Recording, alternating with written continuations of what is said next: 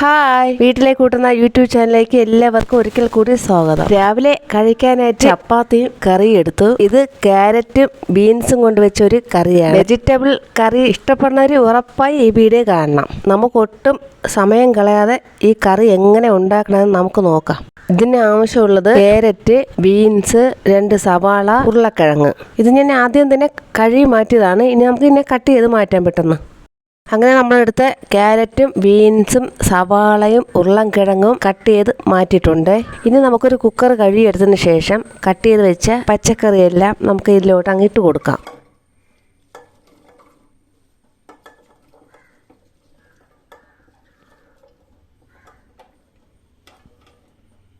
പച്ചക്കറി ഇട്ട് കൊടുത്തതിന് ശേഷം ഒരു 6 അല്ലി വെളുത്തുള്ളി എടുത്ത് നല്ലവണ്ണം ചതച്ച് കഴുകി ഇട്ട് കൊടുക്കാം. പിന്നെ ഒരു 3 പച്ചമുളക് എടുത്ത് കഴുകി കീറി ഇട്ട് കൊടുക്കാം. അതിനുശേഷം ഒരു 1/4 സ്പൂണ് മുളക് പൊടി ഇട്ട് കൊടുത്തു. പിന്നെ ഒരു 1/4 സ്പൂണ് മഞ്ഞൾപ്പൊടി ഇട്ട് കൊടുത്തു. അതിനുശേഷം പാകത്തിനുള്ള ഉപ്പ് ചേർത്ത് കൊടുത്തു. ഉപ്പ് ഇട്ട് കൊടുത്തതിന് ശേഷം മസാലപ്പൊടി ഒരു 1/2 സ്പൂൺ ഇട്ട് കൊടുത്തു. അത് ഞാൻ വറുത്ത് പൊടിച്ചതാണ്. ഇനി നമുക്ക് ഇത് വേവാനുള്ള വെള്ളം ഒഴിച്ചു കൊടുക്കണം. ഒരു 1.5 ഗ്ലാസ് വെള്ളം ഒഴിച്ചു കൊടുക്കാം. ഇനി നമുക്ക് ഈ മസാല കൂട്ടൊക്കെ എല്ലാം പറ്റി പിടിക്കാൻ കരുതി നമുക്ക് കൈ കൊണ്ടൊന്ന് ഇളക്കിയിട്ട് കൊടുക്കാം. നമ്മുടെ ചാനലിൽ വീഡിയോ ഇട്ടിട്ട് കുറച്ച് ദിവസമായി. കാരണം എനിക്ക് പനിയും ജലദോഷമായിരുന്നു. അതുകൊണ്ടാണ് വീഡിയോ ഇടാത്തത്. ഇപ്പോഴാണ് ഒന്ന് ഓക്കെ ആയി വന്നത്. ഇനി നേരത്തെ പോലെ ഞാൻ വീഡിയോ ഇടും. ഓക്കെ, നമ്മൾ ഇളക്കി കൊടുത്തതെല്ലാം നിർത്തിയിട്ടുണ്ട്. ഇനി കുക്കർ ഒന്ന് മൂടി വയ്ക്കാം. ഇനി ഒരു 3 വിസിൽ അടിക്കുന്നത് വരെ നമുക്കിതിനെ വേവിച്ചെടുക്കാം.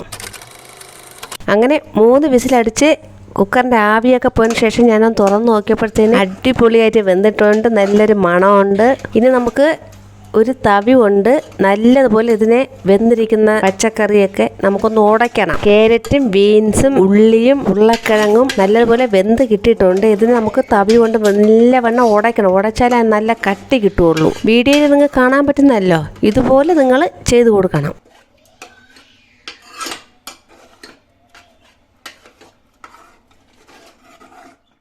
ഇനി ഗ്യാസ് അടുപ്പ് കത്തിക്കുക. എന്നിട്ട് ചീനിച്ചട്ടി കഴുകി വെച്ച് കൊടുത്ത് ചട്ടി ചൂടായി വന്നപ്പോഴത്തേക്ക് നല്ല വെളിച്ചെണ്ണ ഒഴിച്ചു കൊടുത്തു.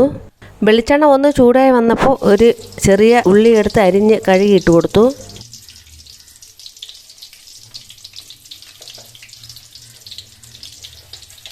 അതിനുശേഷം കുറച്ച് കടുക് ഇട്ട് കൊടുക്കാം. നമ്മുടെ ഈ കറി ഏത് പ്രായക്കാർക്ക് വേണമെങ്കിലും കഴിക്കാം. കാരണം ഇതിൽ തേങ്ങ അരച്ചിട്ടില്ല. കുറച്ച് എണ്ണ, കടുക് വറുക്കാൻ മാത്രമേ കുറച്ച് എണ്ണ എടുത്തിട്ടുള്ളൂ. കടുക് പൊട്ടിയതിന് ശേഷം കറിവേപ്പില കഴുകി ഇട്ട് കൊടുക്കാം.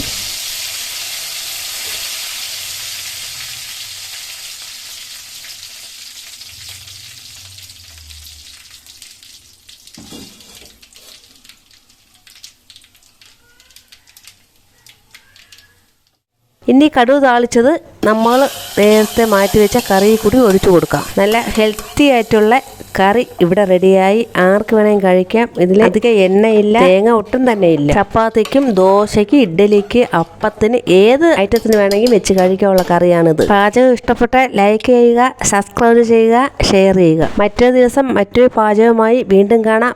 Tata, bye bye.